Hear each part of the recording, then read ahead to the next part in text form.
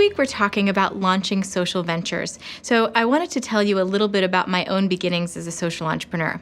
But I have a bit of a confession to make. For most of my life, I had no interest in entrepreneurship. Or more accurately, I had no interest in what I assumed entrepreneurship was all about. For one, I didn't really care about a lot of the things that I thought entrepreneurs should obsess over.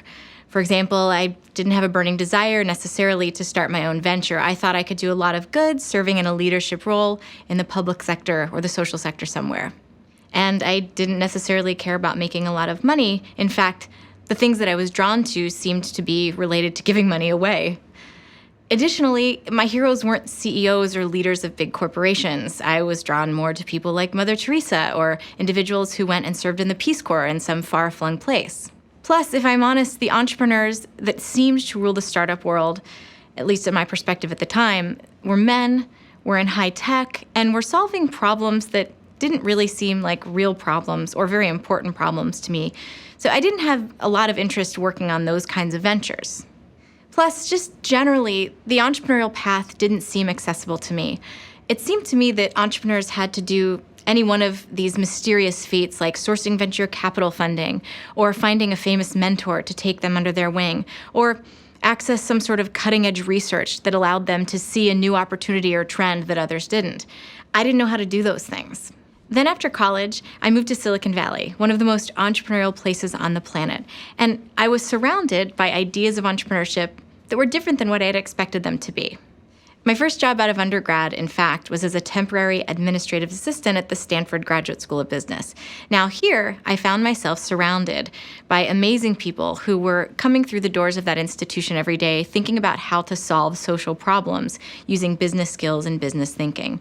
And my old assumptions about what entrepreneurship must be, about just making money, solving problems that weren't real problems in the world, and that sort of thing, began to fall away. And they were replaced with more hopeful ideas and interpretations of what entrepreneurship could be all about.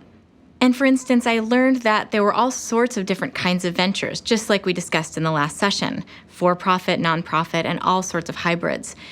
I also learned that there were different founders, not just those focused on a financial bottom line.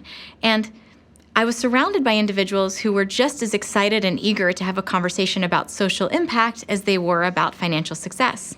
So it was during this time that I really woke up to this idea that maybe entrepreneurship could be a powerful tool for positive change in the world. I wasn't just interested in it anymore. I became intrigued and inspired, and I thought maybe it might have something significant to do with my life. Most important of all, suddenly I was in a community of people who cared about solving the same kinds of problems that I did, and who were doing so in incredibly strategic, disciplined ways. I began to think that maybe I could do the same sorts of things they were doing.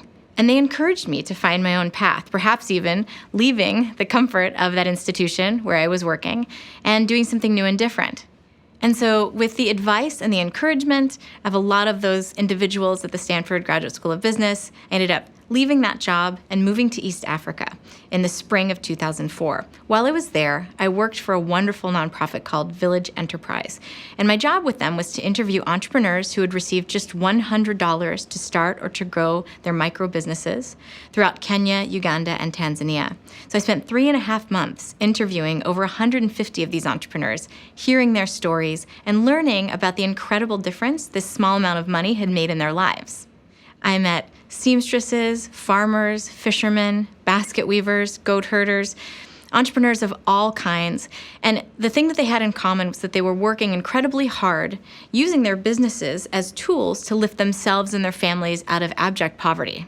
Most of the entrepreneurs I met had built businesses big enough to support their own families. Some had gone beyond this and were able to create jobs for other people around them. And others had such incredible success stories that they had catalyzed growth across their entire village. These entrepreneurs did so much with so little, succeeding even without access to a lot of the resources I thought entrepreneurs absolutely required to be able to thrive. I was so inspired by these stories of entrepreneurship and by the incredible people that I had met that I wanted to share those stories far and wide with my friends and family back home and really with anybody who would listen.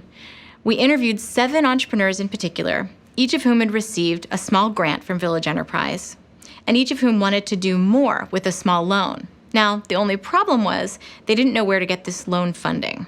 Perhaps naively, we thought What if we just tell these stories and introduce our friends and family to these amazing entrepreneurs that we met in East Africa? Wouldn't everybody want to help them out, want to empower them to pool their money together and provide $300 or $500 at a time to these individuals who needed a small loan?